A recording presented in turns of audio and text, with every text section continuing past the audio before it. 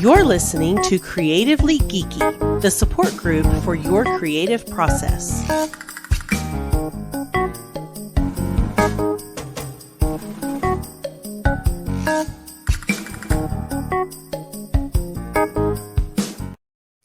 Hello and welcome to the Creatively Geeky Show. I'm your host for the evening, Eugene Stevens. Tonight I'm joined by Ray and Kris, my usual compatriots, and we've got a new guy joining us, Cyrus. What's going on, man? Well, hello there. How's everyone been doing? Good. Peachy. Please tell me you're not going to do this in the entire show. This is our catch-up episode where we go around and talk about the media that we've been consuming. So, as usual, we'll start with what we've been watching. Would anyone like to go first? No. Tell you what, I'll jump in first. So no surprise, but I've been watching Ahsoka, and we were talking a little bit before the beginning of the show. I have not watched the current episode as we record this. It's Wednesday, September 13th.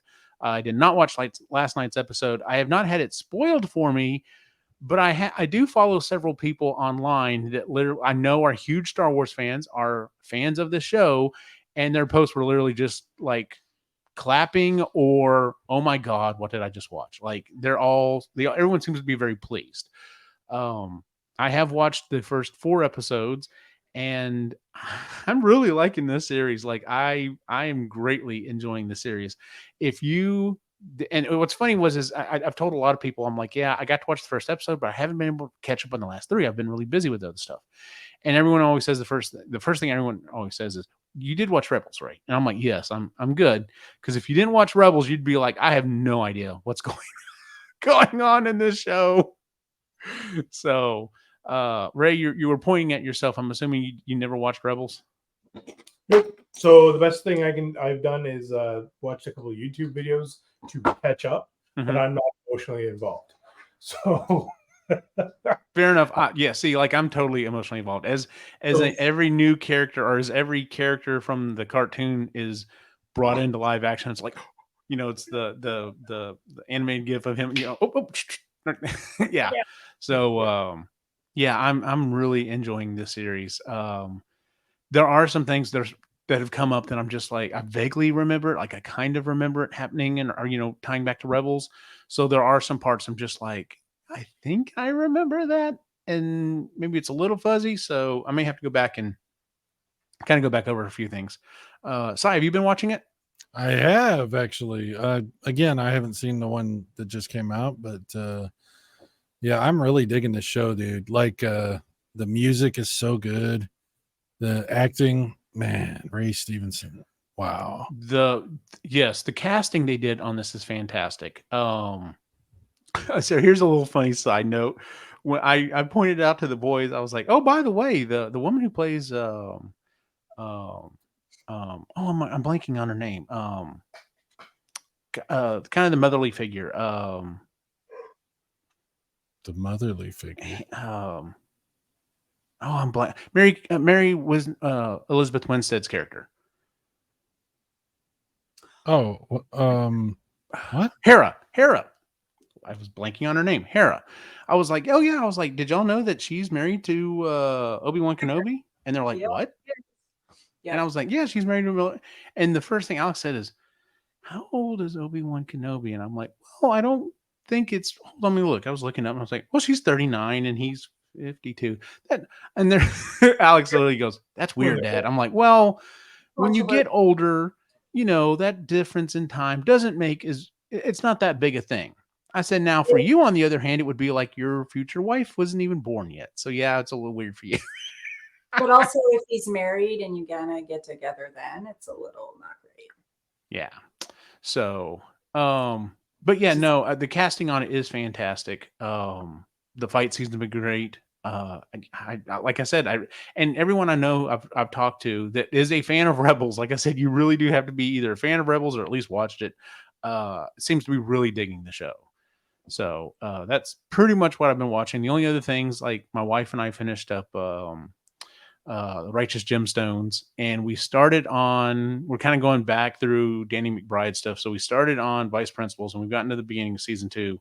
It's gotten a little dark, and I'm not sure if Christy's going to keep going with it, but we'll see. So it is pretty fun. If you like Danny McBride's humor, it's very crass, very crude, but it's really funny. So especially considering it's set in a education setting, so it's just like hearing him just like cuss and throw out the language constantly, toward the kids. Almost, we're just like, oh man, if only it was. That's yeah. So, Ray, what have you been watching? I'll let you use Glow Up because that's. I literally just forgot we were watching that. Fair enough. Then maybe I will use. Yeah, I was gonna say I just watched Chaos on the Bridge. It's a 2014 documentary of kind of the breakdown of what happened on The Next Generation and all the background stuff as to how Jean-Luc Picard wasn't like Patrick Stewart wasn't actually considered, and who else they were considering for the captain role, as well as Gene Roddenberry and kind of all the shit that he was going through, and then who was all trying to take over. He had a lawyer that was trying to take over the show. He had another writer that was trying to take over the show. The whole debacle about them firing Bev, Gates McFadden, and then Gates McFadden, and then bringing her back in. And there was actually a pretty good description of so Gene Roddenberry came up with the character of Q. And Kris got a good kick out of this one. So they made it better. So Gene Roddenberry was an atheist.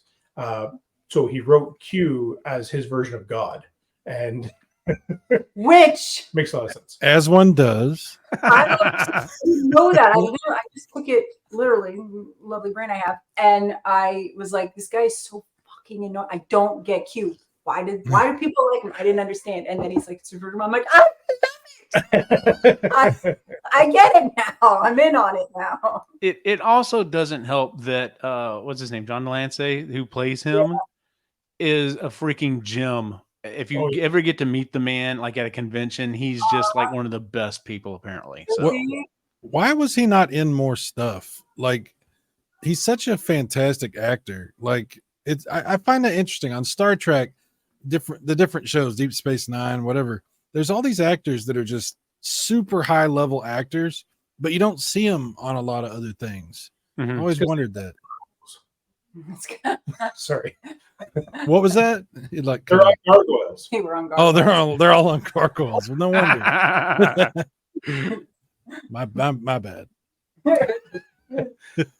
I agree with you though. There were some fantastic actors that just never went beyond that. That's the weird thing about like acting careers, right? Like it's so unpredictable who stays and who keeps going on, right? You almost wonder if they got like typecast and just nobody. Well, like for example, the guy that plays Quark, the Ferengi guy. Oh yeah, he is such a good actor, but you don't see him around a lot, you know. I just find that really interesting. There's several of those kinds of actors, like in the Dominion. I don't know. I'm gonna get kind of nerdy here, but like in the Dominion Wars, the guy who was like a clone, they kept making more and more of. Like he would get killed all the time. They bring another one in, but it was the same guy. You know who I'm talking about? Vaguely, yeah. Wayland or something like that. That dude is such a good actor. He's been in every Star Trek basically and played every kind of role you can play in Star Trek with like different makeup, and he's been every kind of, even in the old Star Trek, like but you don't see him outside of Star Trek. Yeah, I don't know. It's weird. Maybe it actually is another universe. Maybe it actually literally is. Really? That'd be cool. Well, and that's why Marvel's saying there's a multiverse. Maybe so we're literally just pulling actors in from the actual multiverse. Maybe. This is how the reveal happens through This is movies. how the de-aging looks so good. It's literally It's- someone else. It's not de-aging. It's Yeah. yeah. Just pull them in from another. Man, this looks fantastic. Yeah, it looks great, doesn't it? Yes, it does. That's definitely Samuel Jackson. Yep. So yeah, there's that one, and then the other one that I have been watching is called Glow Up. We miss Face Off, which was like one of our favorite shows on Sci-Fi. It was on Sci-Fi. It was all about prosthetic and like movie makeup and stuff. It was fucking brilliant. Oh, it was and such a good then show. anyway, it's been off Oh, the I air for- remember that show. Yeah, I forgot about that show.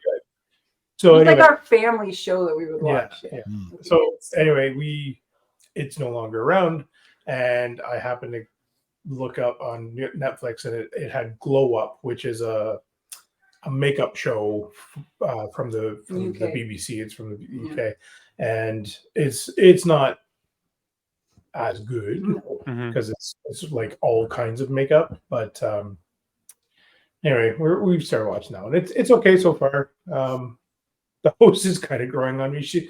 She's so intense, and she's a curmudgeon about things, but there's some funny shit that she says, and I'm okay with it now. It's growing on.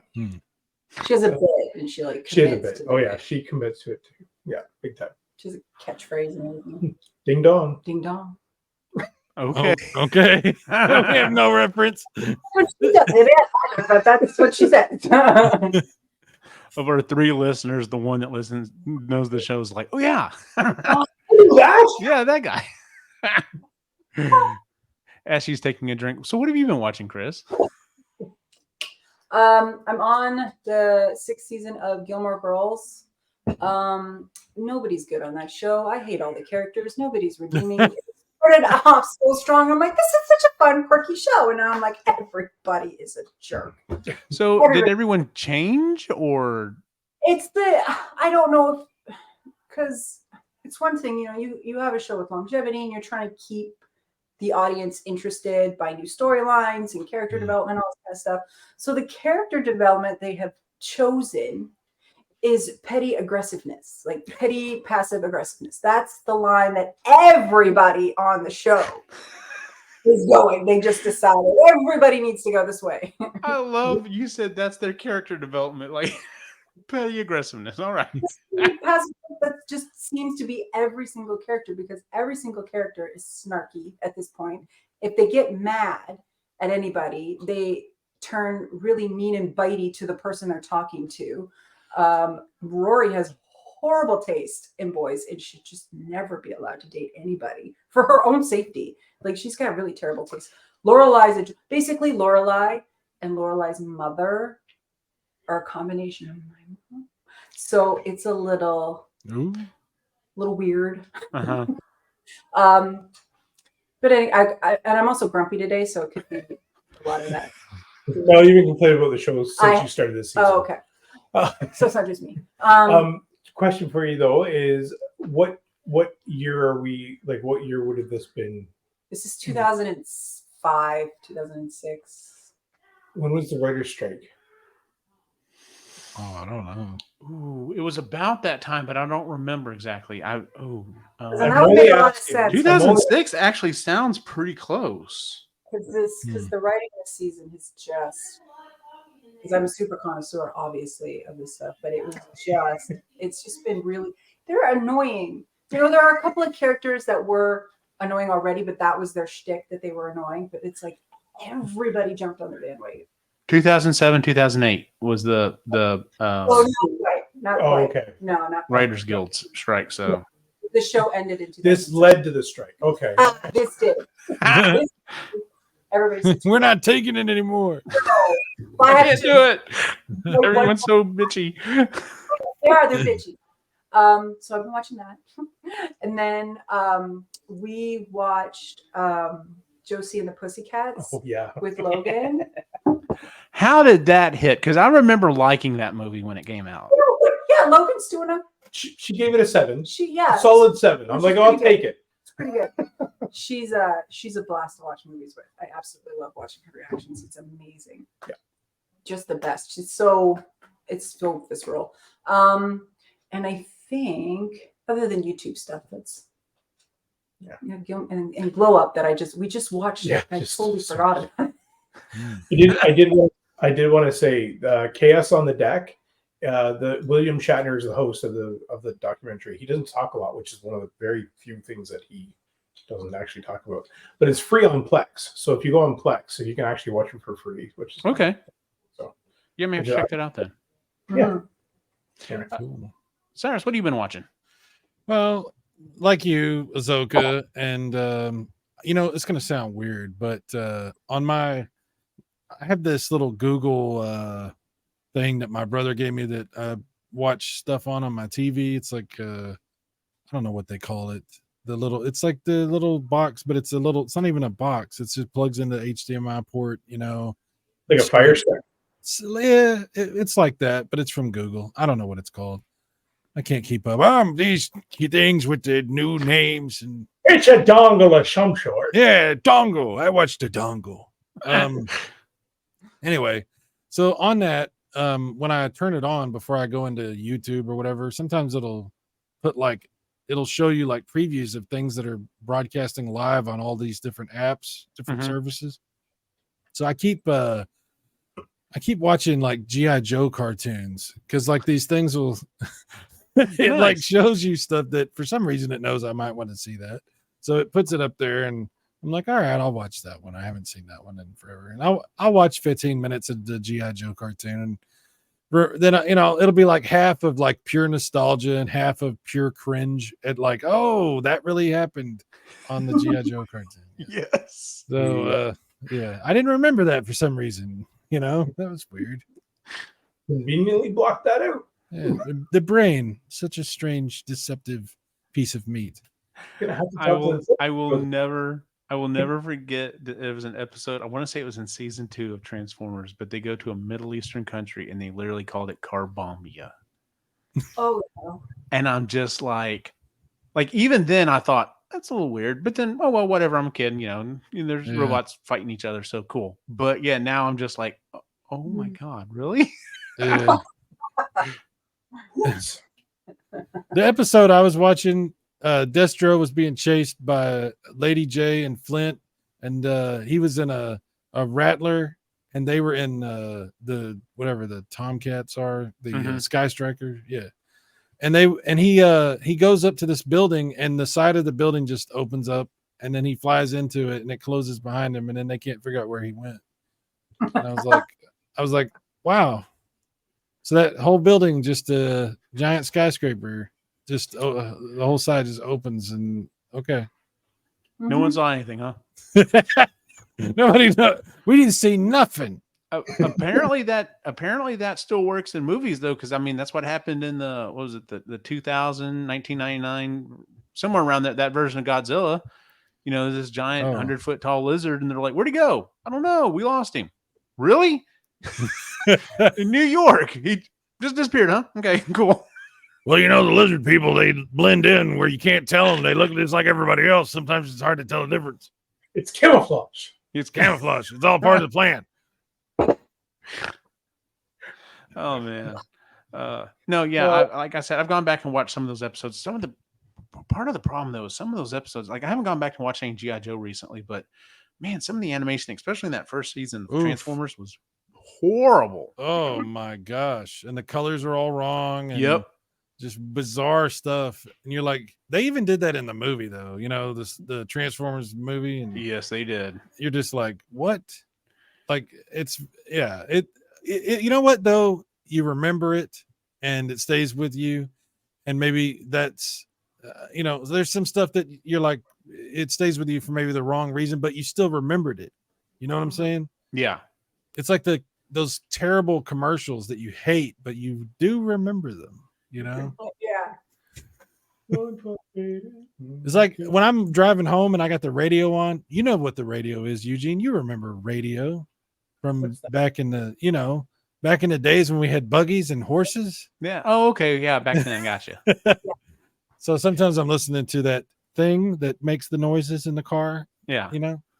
And my phone does that, but go on. Yeah. And they'll have a commercial for some beer or whatever, I will never understand why we have to hear all the noises of someone drinking something or eating something, or It's for I'm like, ASMR. no, it's it's so irritating. It's like, okay, like you don't have to do that. Like on TV, especially like a TV commercial where somebody drinks something, or you don't have to hear Yeah. you know, you don't have to, like, I could just see it and I understand that that's there. I don't, it's pet peeve. I'm sorry. No, I totally get you on that. What were we talking about? What are you watching, Si? I'm glad you asked. Apparently, you're watching commercials that piss you off. Pretty much. I was gonna say, you guys were talking about the off-color, like Transformers and stuff. Wouldn't it be interesting if they released a whole line of Transformers based on the off colors?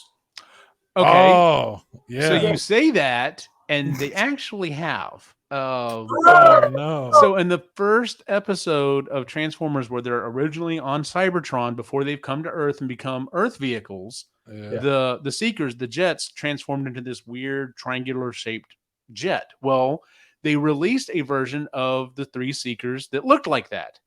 And then someone, I think it was a secondhand company, basically made their own version, and they did the three that showed up in like one episode where there was like a green one, a yellow one, and like a purple one or something like that. They never had names. They were never referenced. They just like flew by in literally one scene, and someone was like, yep, I'm going to make that a toy. It's like, have you collected everything else? You've got everything, huh? Okay. I just think Mattel can make more money off that. I just want to see like the Bumblebee where he's completely yellow and they didn't put the gray, I want to see. I know what you mean. Yeah. There's an extra hand that comes out of somewhere, but you're not sure where, Exactly, Kris. Exactly. Okay. What's funny is someone pointed out the other day, and I can't tell you how many times I've watched the animated Transformers movie. Someone pointed out the other day that I think there's two characters. There are two G1 characters that are shown. They're shown in two completely different places. Oh, that's what it was. So as they're like. Hot Rod is driving up to the mountain. You see, I want to say it's Sunstreaker and I think it's Hound. You see him kind of like helping work or whatever. And then literally when Optimus Prime lands for his big scene, it's Hound and Sunstreaker are with him. And literally you saw it and they're just like, wait, what? And as an adult, I was like, I never noticed that. Dude, I love when they talk, but it's the wrong voice. Oh my God, yes. I love that. That's fantastic. That's awesome. Yes. Optimus Prime speaking like Soundwave. Yes. Got it, guys. Yep. Yeah. Oh, good times. Well, we need that in more shows. Like they need to do that kind of stuff deliberately in the movies. Like when they make like Transformers, like the next movie comes out, they got to have a scene like that. I was thinking they should start doing it in modern day cartoons just to see what the kids say, because the kids will be like, what is wrong? And we'll just die. We'll be like, wow, that's really strange. Well, it happens, They're like, no, it doesn't happen. What do you mean? You know who would get away with it? And I guess they're back now? Futurama. Oh, yeah. Futurama could do that. That reminds me, I've got a couple episodes of that I haven't watched yet. So I hear the first couple episodes are okay. And then by about episode 3 or 4, it kind of starts hitting its stride again. I missed that show. God, that show was funny. It was a good show. Yeah. I didn't realize they brought it back. Oh, yeah. It's on Hulu. So, yeah, because the first episode is specifically, dunking on Hulu, because, that's how they have to do, when they brought it back the first time and the second time, they had to dunk on Comedy Central and whoever else it was that brought them back. Oh, yeah. Yeah. I did like when they advertised on The Simpsons to bring it back. Like, there was a live episode or something like that they did for The Simpsons, and it was Bender kind of showed up with a banner like "Bring us back" or something. Nice. Wow, that's great. All right, let's move on to what we've been listening to. I guess we're just going to stay in the order, and it kind of goes along with what you were talking about, Ray. So I talked about it at the end of our last episode of the Marginally Geeky Show. I just recently listened to Will Wheaton's book, "Still Just a Geek." And yes, and it is him annotating his annotations of his original book, Just a Geek. And it's interesting to hear him talk about things, he originally wrote it when he was in his early 20s, and then he went back and annotated, I want to say in his 30s. And now that he's in his 40s, and he's definitely become more liberal. But just here, like I even told Ray, I'm sorry. I told, who did I tell? I told someone, I was like, I think you would like the book, but I think it would get on your nerves because he apologizes a lot in this book. He's just like, what? You were saying that to Sean. Did I tell? Okay, that's who it was. I couldn't remember if it was Sean or this other guy I know who's a big Star Trek fan. Anyway, but no, he does have some interesting stories about Star Trek: The Next Generation. But like, he's just like, he just reads this part and he's just like, God, if I could go back and I wish I could just slap the shit out of myself. He's like, you weren't being witty, you weren't being smart or funny, you were being a jackass. Like, stop. We've all been there. And I think it is an interesting thing that he's done where he can go back and kind of look at, his previous stuff. But he does tell some stories in there about being on The Next Generation. Like, he talks about how Brent Spiner kept getting him in trouble because they'd be at the consoles while people are talking, setting up the scene or whatever, and Spiner and him would go back and forth and just start having this humorous conversation, making voices and laughing and stuff like that. And of course, Spiner, being a little bit older person, can turn it off really quickly and go back into being serious mode where it takes them a few seconds more, and they're like, Wheaton, come on, get going.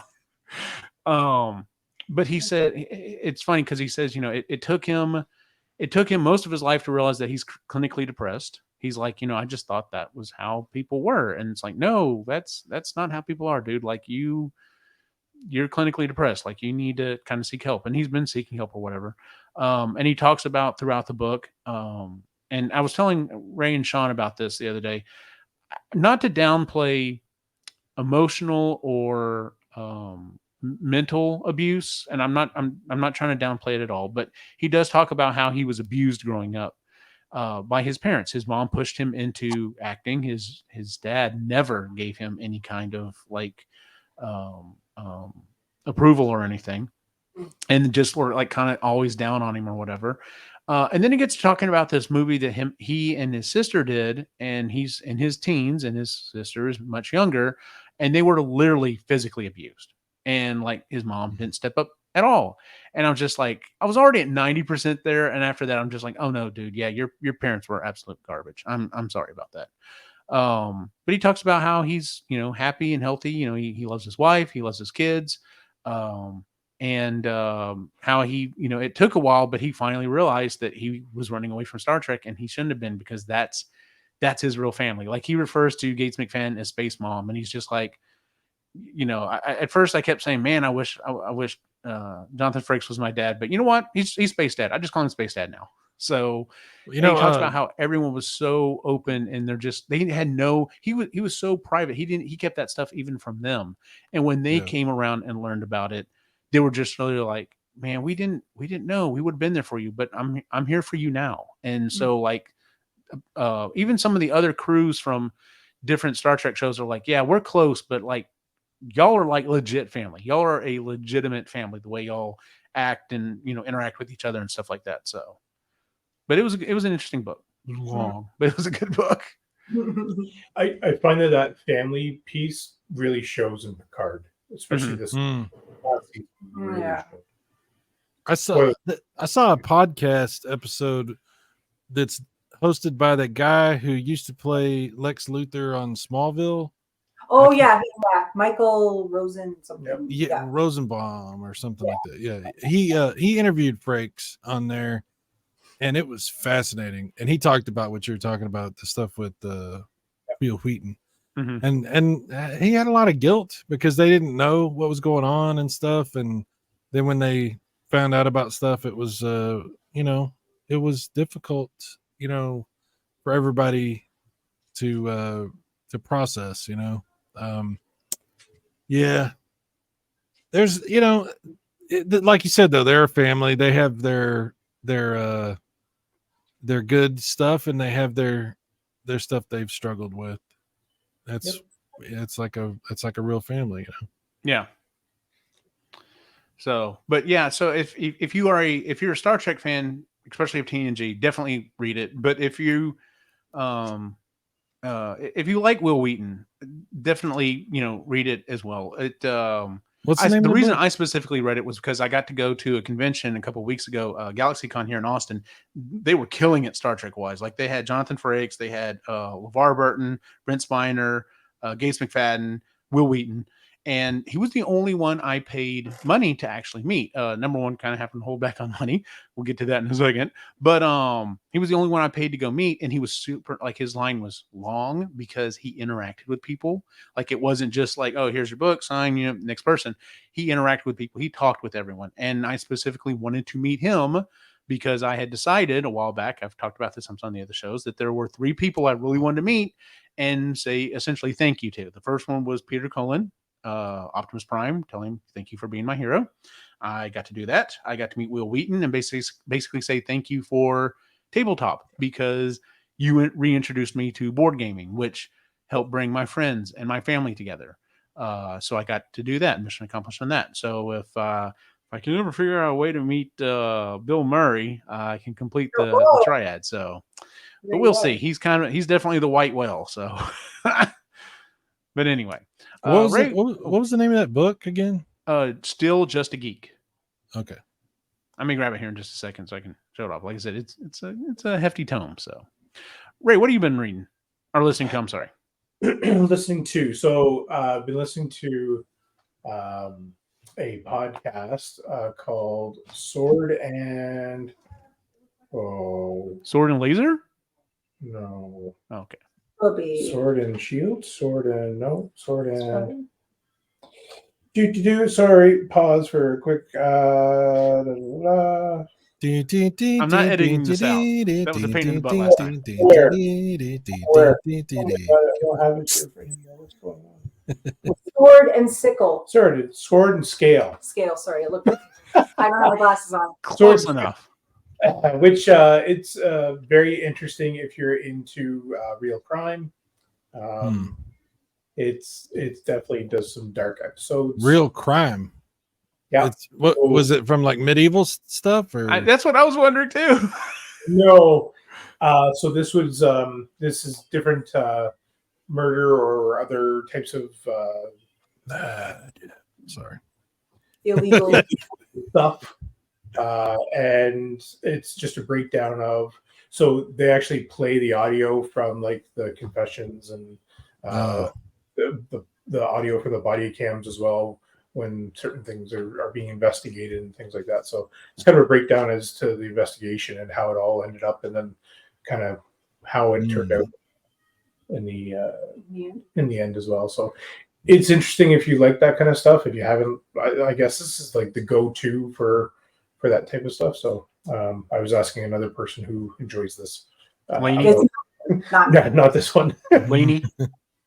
No, Kinga. She's a podcast rep this way. But anyway, I was talking to her and she suggested Sword and Scale, and so I've been enjoying it. I will say I prefer to listen to them off their website because those ones don't have all the ads. The ads, which is like, holy crap! Like these latest couple episodes, about 3.5 minutes in, and then I can start listening to it. Like it's. Jeez, yeah, about a minute's about the maximum I can handle. Yeah, so I just skip until I hear, oh, okay, now I can listen. Jeez, 3.5 minutes. Wow, that's longer than a normal. That's longer than a commercial break for over the air television now. Yeah. Now the episode, some of that's like his intro music and other stuff as well, but the episodes can usually be an hour 45 minutes, but still, it's. The other one that I'm listening to as well is Heart Starts Pounding. I think I've mentioned it before, but it's interesting because it's not just about murder mysteries or anything like that. It's about paranormal and other stories that are just from around the area and from different decades and stuff like that, which it's a newer podcast from last year. So, yeah. Cool. Yeah, when you said true crime, I was just like, did Lainey get you started on this? No, I was going to be a cop, right? Like that was what I was originally went to college for, public school. Anyway, yeah. So I've always been interested. There's cops all through my family, and so it's always been in my blood to at least be intrigued by that stuff. Fair enough. Yeah, we know somebody. She really likes true crime stuff. She's like, that's her rabbit hole. She falls asleep to the Jeffrey Dahmer tapes, like the yes. Oh. Hello, she's like a real. She's great. She's awesome. But she goes to therapy for a reason.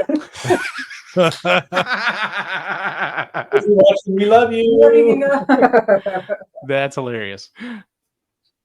Well, Kris, what have you been listening to? Not that. Anything he said, I'm not listening to. I'm listening to The Deathly Hallows, narrated by the lovely Jim Dale. But I love this. Is my fifth listen through, maybe sixth, maybe full listen though. We've done a lot of partials, but anyway. Wow. Always. Yes, he's just Snape's a dick in the books. He's horrible all around. The only redeeming quality of Snape is Alan Rickman. I just don't. Anyway. Yeah. I love it. I don't know why. Jim Dale's very soothing to me, and I enjoy his narration. He's the narrator I compare every other narrator to is Jim Dale for me. I just love his voices and his accent, and yeah. So that's what I've been listening to, and then I'll listen to Jen's book. Yeah, because it's quick. Got to do that too. Yeah. But that's it. So you haven't started it, right? I've got about an hour left. Well, 2 hours because I listen to it double speed. I'm gonna have to listen to it again. I'm afraid. I didn't know you did that. It's.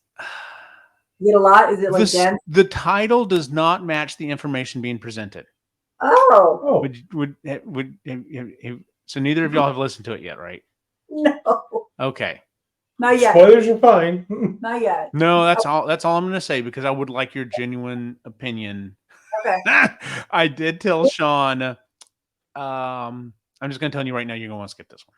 He's like, no, I'm interested. I'm like, fine, you do you, man. But wow.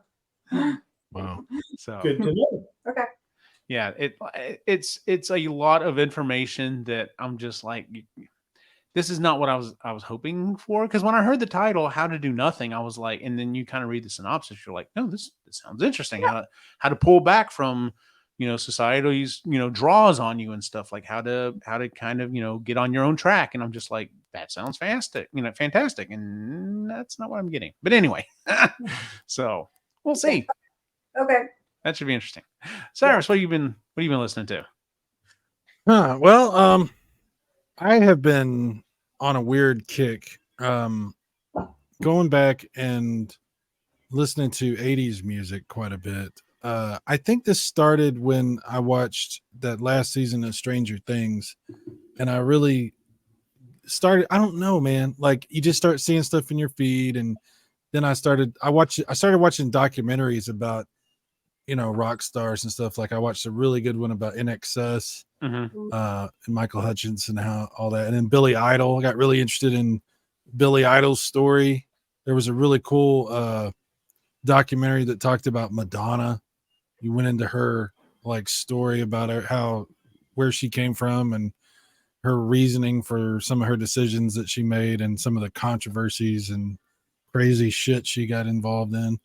The 80s was really fascinating. What's really cool is there's a lot of stuff that you might not know as much about from that period because we didn't have the internet, and you can dive into some of these documentaries and really learn a lot of really cool stuff about the people and who they really like. The NXS documentary was so cool because I really didn't know much about that band.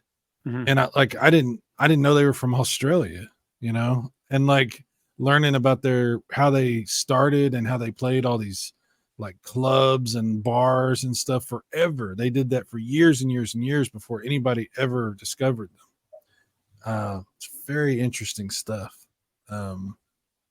Yeah, that's what I've been doing.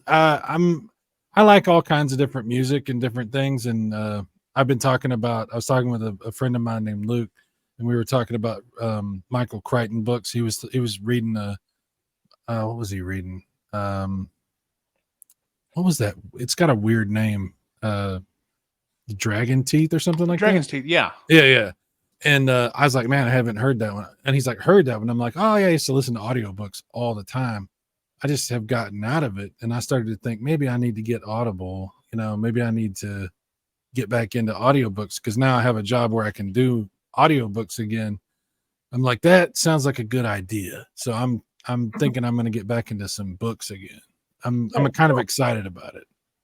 Awesome. Nice. Yeah, I don't know what I would do if I didn't have Audible. Like, because if I get through all my podcasts, I have a job also where I can listen to stuff. If I get through all my podcast, I'm just like, all right, well, time to go through this, book again or whatever. Like, kind of like Kris is doing. I do have certain series that I'm just like, all right, I'm gonna go through this again while I'm kind of, in between, starting a new series or reading a new book or something like that. So, but yeah, I freaking love Audible. Like, I can't imagine, like, when it comes to, like, if I had to, like, get rid of some streaming services, I'd get rid of them before I get rid of Audible. Like, that's not even a question. So Yeah, that's true. Yeah, we're on the same page. Yeah. So or Audible page. Because we're in the same chapter. I don't know. Okay, we're gonna leave it there. Same. Let's move on to what we're thinking about. So, Cyrus, I don't know if I've talked to you since this happened. Christy and I have signed paperwork, and we are building a new house. Like a full size house or a little house? No, full size, Like full size house. Like Legos or no? I'm gonna live in it. You can live in a Lego house. It's big enough. Yeah. So, because of the area it's in, Christy and I were looking, and originally the plan was we were gonna live here for another 2 or 3 years, and then try to maybe move whenever the boys get into college or get in high school. And it just, we started kind of checking around, started asking some questions, and it's just like, yeah, we're going to finish building in this subdivision, and we're building houses for, Ray's already laughed when I told him this before, for about $195 a square foot. But when we start in this other subdivision, it's going to go up to like $230. And I'm just like, that's a lot of more money. So Christy and I got to looking at it, and we found a lot. We found a builder. It's actually the same builder who built this house. And we have signed paperwork, and we're probably going to be putting this house up for sale in about January, and maybe moving into our, I refer to it as our final home, essentially. We're moving into our retirement home. That sounds ominous. I know it does sound ominous, doesn't it? Final home. Final home. But anyway, so we're looking at doing that in maybe as early as like end of February, beginning of March. Like, it kind of depends on how the weather goes. I mean, they're forecasting we're supposed to have a harsh, wet winter, so I have a feeling that date's going to get pushed back. But anyway, so Christy and I, everything was going pretty good. Figured out, yeah, we can afford the payments and this, that, and the other, and all this other good stuff. And then we went to go sign some paperwork on Sunday and finalize some stuff. And it turns out the conversation should have been a little more upfront, or a little more heavily defined, because the final price that we settled on for the house, we knew, like, one of this builder's policy is that any upgrades you have to pay for before the house is built. Fair enough. I already knew that was coming. What I didn't know was that the final price that we settled on for the house did not include the upgrades. Oh. So essentially, this price for this house that we were looking at, I can tell you, it's fine. It's about $442. Okay. With the upgrades right now, we're looking at about $18,000. Now, that's not without them figuring out what the tile is going to be throughout the entire house. Like, it's in most of the living areas, but we're like, no, we don't want to do carpet anymore. We're going to go straight tile. So it's not like I don't know how to put down tile. I don't even know if I could match the current tile that's going to be in the house. You know what I'm saying? So it has, I kind of need to do this right up front. For the audio listeners, Ray was raising his hand. But anyway, so yeah, so that may be another $6 or $7 grand to it. So what it boils down to is Christy and I are now trying to figure out, all right, well, how do I basically come up with a car? Yeah. Not just a car payment, like a full ass car, Yeah. and pay for that before we essentially start building on this house. And so it's like, okay, well, originally, I was all right with the idea of it being 442, but now it's like this house may be 472 by the time it's all said and done. I'm just like, what universe am I in that I'm building a $500,000 house? Like, I'm a fucking educator, like a public educator, but like my current house is worth double what it is, I built it for. And that was not quite 20 years ago. Like, the market is stupid insane. And so, we keep talking to all these people and they're like, well, the interest rates will come down. They're still trying to keep, prevent us from going into, a depression. So they're trying to keep inflation down. So we're like, okay, cool. So, I mean, I know, just looking at how things would go, the rates will come down eventually. But until they do, like, my mortgage may be at like 7%, 7.5%. And they're talking about raising it again. I know. Canada! Yeah. See, and that's, yeah. So it's like, I heard that too, Cyrus. They're talking about they may even raise it one more time because inflation's pretty much leveled off. And they're like, all right, now it's time to start beating it back. And it's like, well, we'll raise the rate one more time. It's like, yay. So anyway. Have you thought about turning tricks? I know, right? We have some options. We How are your feet? How are Christy's feet? I know, right? If I didn't have tattoos on my leg. People are into all kinds of stuff, I know, right? I'm gonna mention y'all said that. That's funny. At this point, she'd be like, yeah, let's do it. You could try doing Ubers, lots of Ubers. As long as I got the car done up like the Ecto, I bet I can make a mint doing that. So, but actually, I'm in the wrong business. I'll tell you about this later. Anyway, so yeah, so that's kind of what I'm dealing on right now. I know we can handle this. I know we can do this financially. We may just have to tighten our belts a little bit more than we already are, but it is doable. The goal is that feasibly, once I start, once we get this house moved into and everything, that since we don't owe anything else, we don't have any student loans, I don't have any car payment, I don't have anything else. I will just have the house. I'm hoping I can get it paid off, if not almost all the way paid off by the time we retire, so that when I do retire, I shouldn't have to go. I shouldn't have to find another job. Now, if I go find something, or if I decide, hey, I'm going to make stuff in my shop and sell it, cool. But I don't want to have to do like so many other teachers and educators I see. They retire. You have to stay away for like 6 months to a year, and then they come back, and you make damn good money doing that. But I'm just like, nope, I'm done. I am done with this BS. I'm out. Let me ask you a question. Yeah. When you were young, did you ever think you would be buying a $500,000 house? Hell no.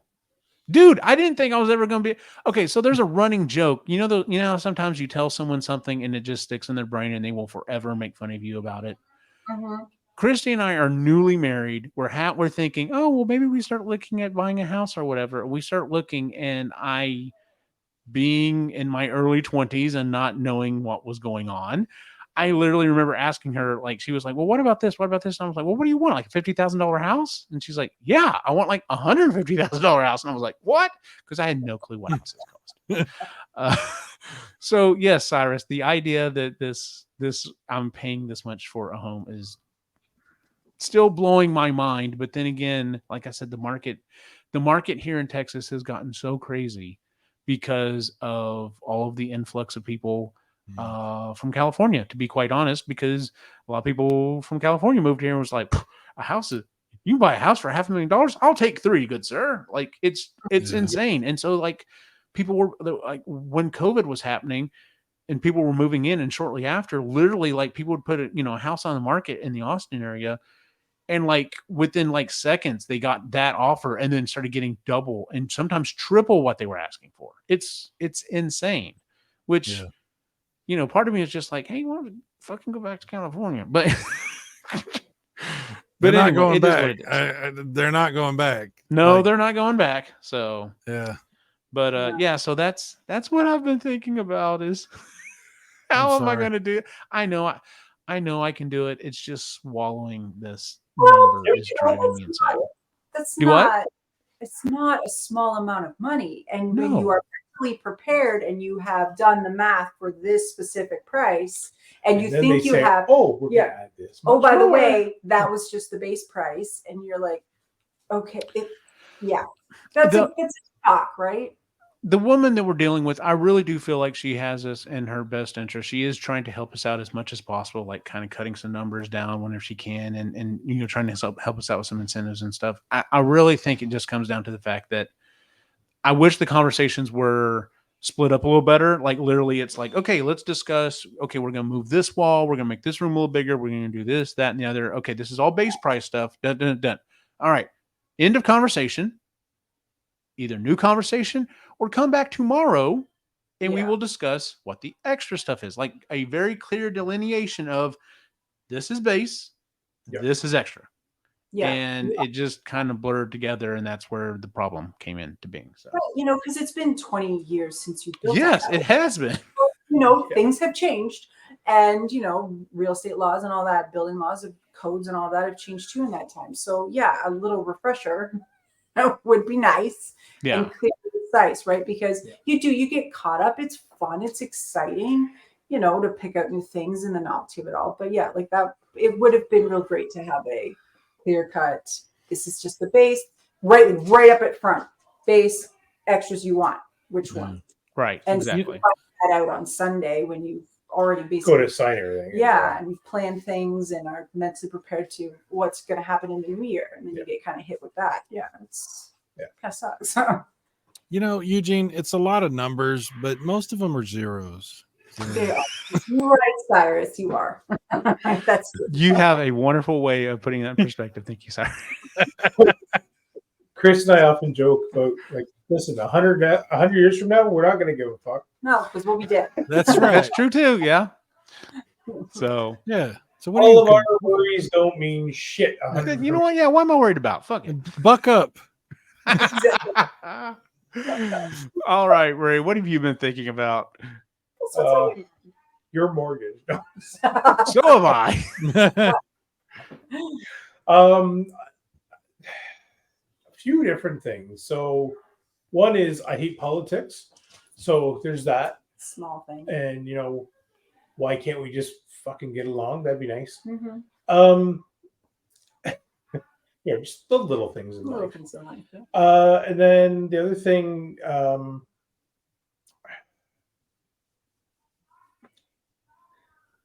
I had something, but it's What about gone Logan's now, future? so- well, College. all right. So yeah, There you go. I'm throwing something. well, I was gonna say that one, but I didn't know. Anyway, so yeah, Logan's contemplating which colleges to apply to, and so Just to apply by December. Yeah, The so- deadline's December. we're going through the different options for her and kind of what's all going on with that, and so I get to do my research, which is I do enjoy doing research, so it's contemplating all the different fun things about that, and so all that's been good.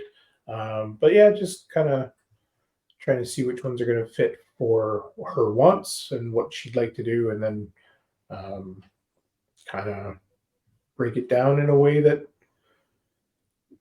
what are the pros and cons of each one. Yeah, So, yeah. for her to make her decision. so yeah. So I always figured Logan would go to the Professor Xavier school. That's what I Oh, the look! Oh, if you could see, man, Oh. you'd be dead. I have to give him points for that one. That was good. Nicely done. No, so she is. Can I let them know? It's going on the internet. That's what I'm asking. Can I let them know what you're looking at or no? Sure. probably not a good idea. Yeah. Oh, she said- considering okay. considering interior design. Nice. So Yeah. to get a bachelor degree. Yeah. Yes. Yeah. Bachelor degree of interior design, and that way she can kind of get into that stuff and see where it goes. So there's a couple of different options that we've looked at, and one of the schools I found, I found a video about like a campus tour when COVID was going on. So on YouTube they still had this campus tour, and I was able to show Logan last night, and let's just say she was a little bit surprised by it.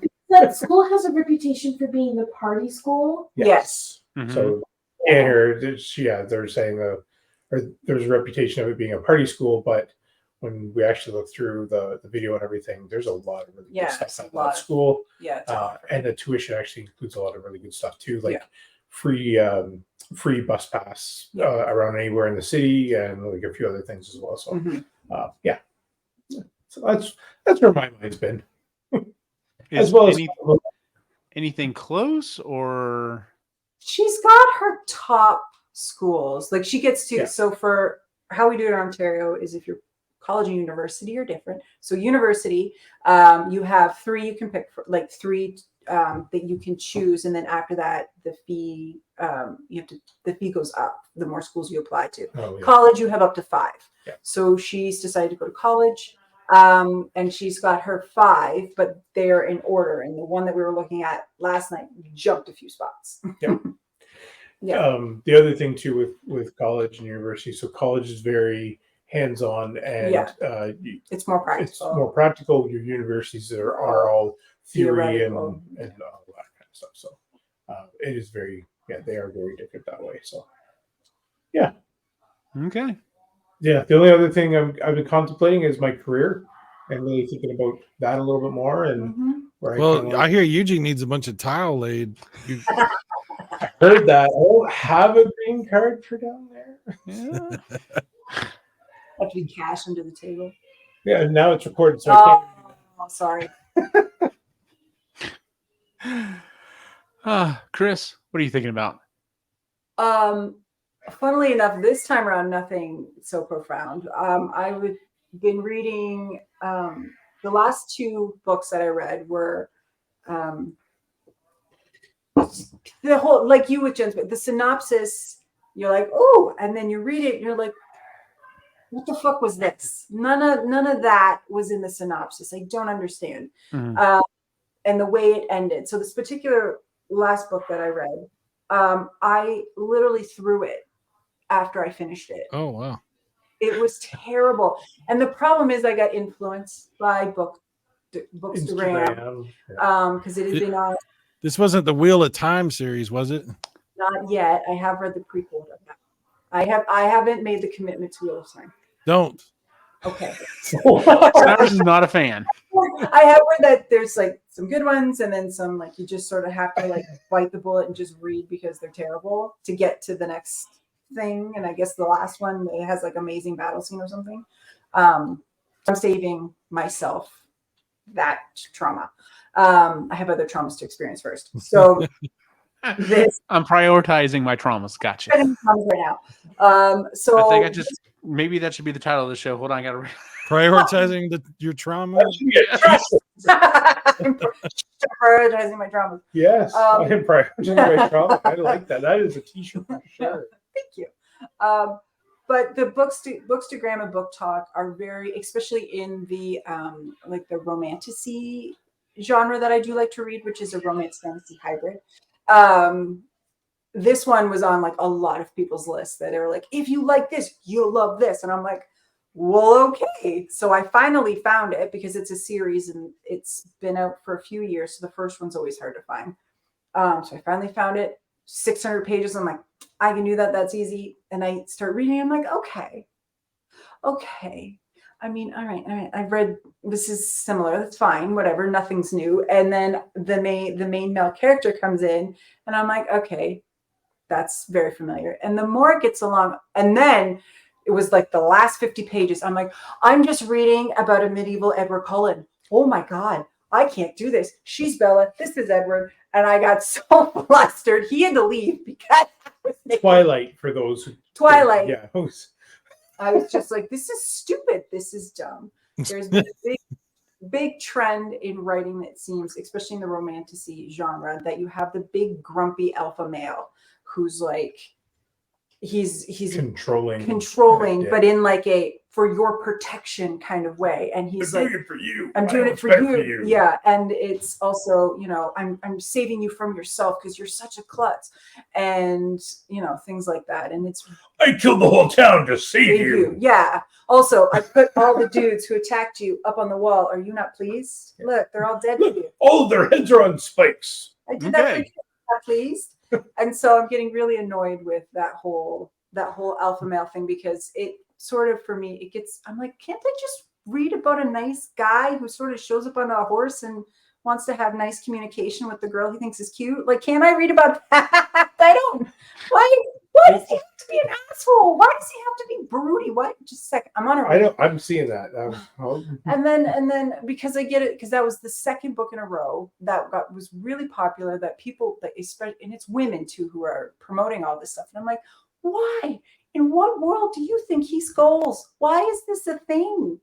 You like, is your partner a jerk? Are you single? Who hurt you? Like, I don't understand why this particular type of character is so popular in romance novels. Because, I mean, I get it. It's all fiction and none of this is real. But at some point, characters have to be a little bit relatable.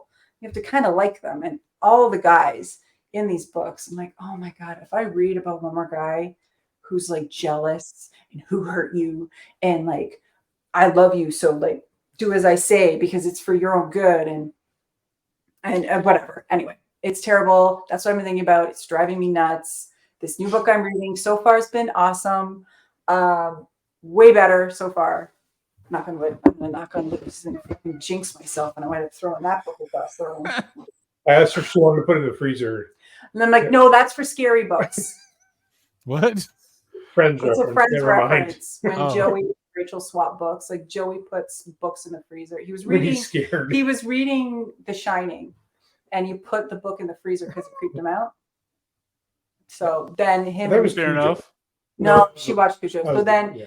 him and Rachel swapped. He was reading Little Women, and when it gets to the part where Beth is really sick, Rachel's like, "Do you want to put the book in the freezer?" So he puts the book in He the still freezer. puts the book in the freezer. That's hilarious. Yeah, so I think I'm tired. I'm really, really annoyed at the popularity of these fantasy romance novels where the main male character, who's also the main love interest, is an absolute douche nozzle. There was a TikTok. And the girl likes it for some stupid reason. Like, it's fucking endearing to her. There was a TikTok or something that you sent me, and it was talking about alpha males, and it was like, why would you want to be alpha? That's the first of something, and usually Yes. the first is not good. It's Technically, it'd be better to be beta. I mean, at least you've gone through one revision. I mean, right. That's right. I don't know. Anyway, that's what I'm annoyed by that. Cyrus, what have you been thinking about?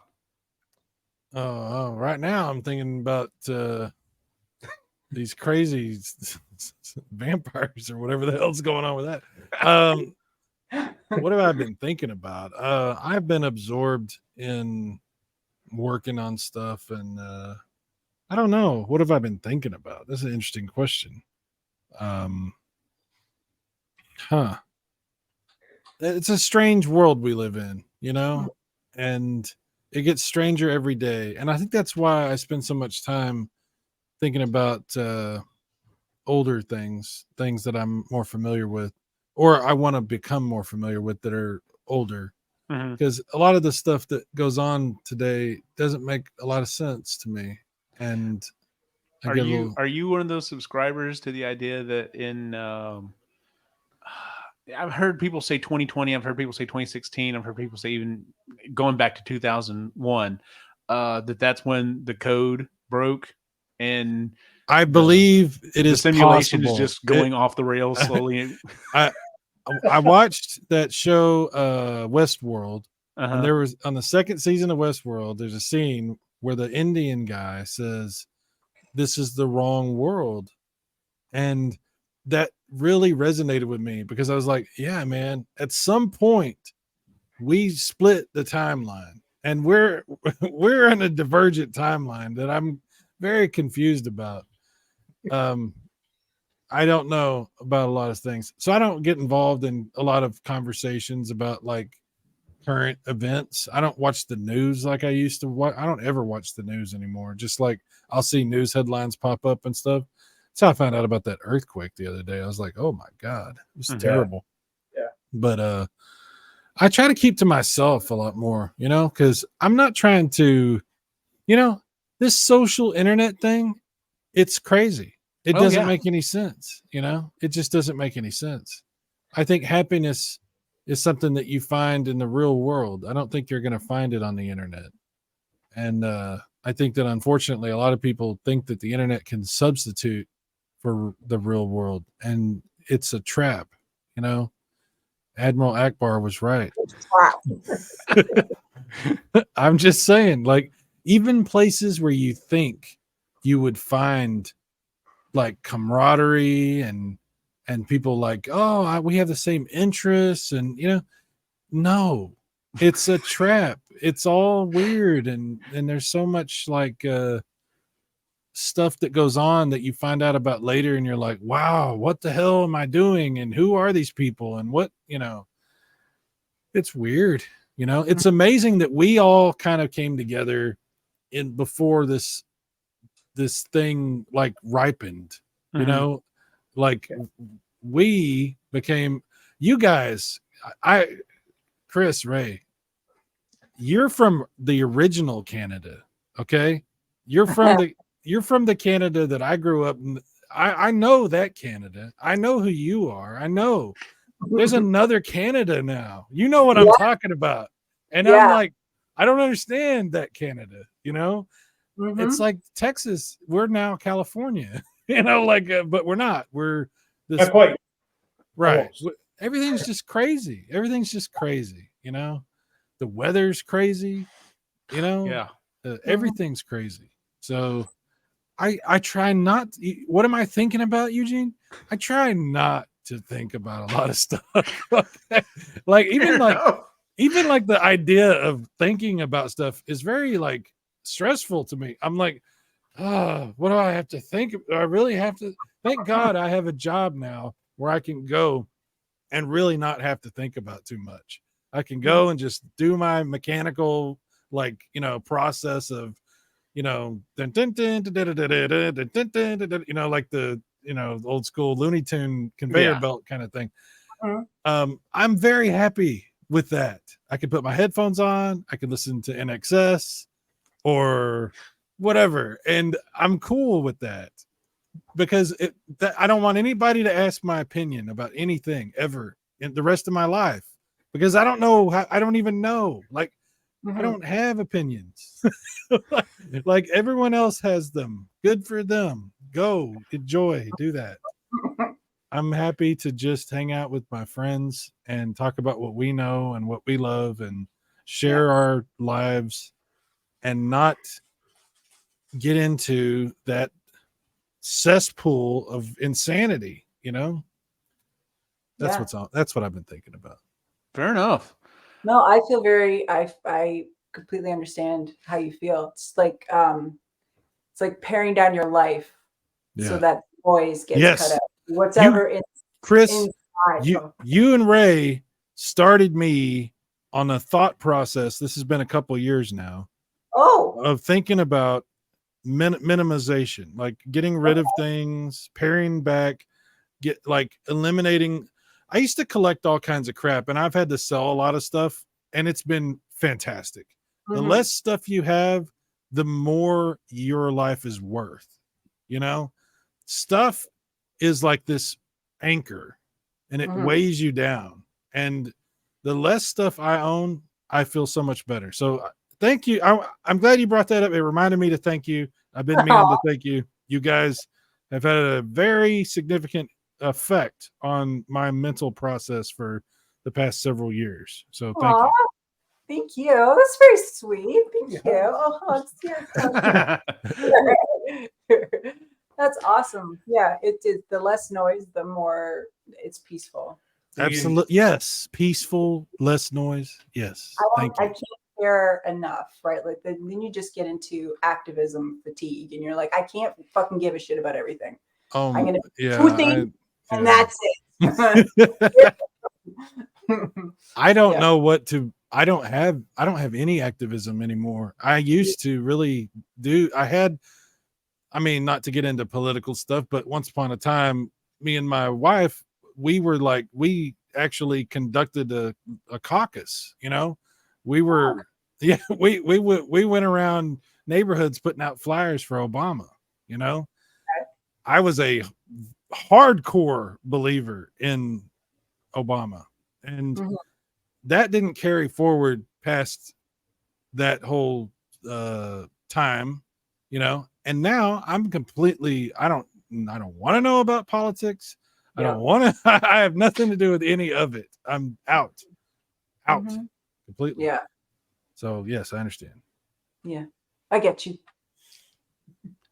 Thank you. Well, because it's already we've been going for a little over an hour already, and I think Cy has a hard out. We're gonna skip the what we've been doing question this time, which is perfectly fine. We kind of just tacked it on last time, or a couple episodes ago, just because we were like, we could fill a little more space.